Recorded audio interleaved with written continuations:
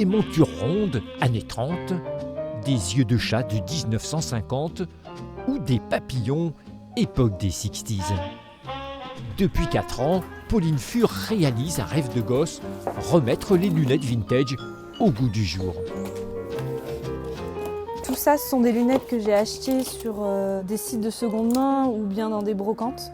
Elles sont pleines de poussière, elles sont vraiment d'une autre époque.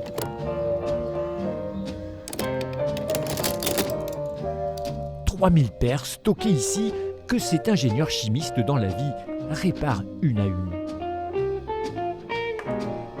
Je vais regarder l'état de surface du métal, en fait, voir s'il est en bon état ou non. Je regarde aussi l'état des petites plaquettes qui sont ici, pour pas qu'il y ait de gros défauts apparents, mais il va rester des petites touches, effectivement, qui parfois font le charme de la lunette. Chaque paire est ensuite nettoyée en profondeur, une question d'hygiène. Voilà, donc la monture est propre, elle est passée par le bain ultrason, donc je vais pouvoir la prendre en photo.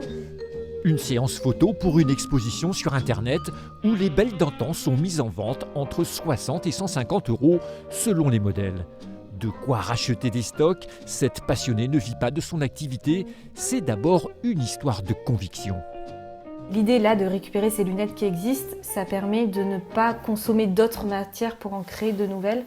Donc il y a un acte un petit peu aussi militant dans une démarche éco-responsable.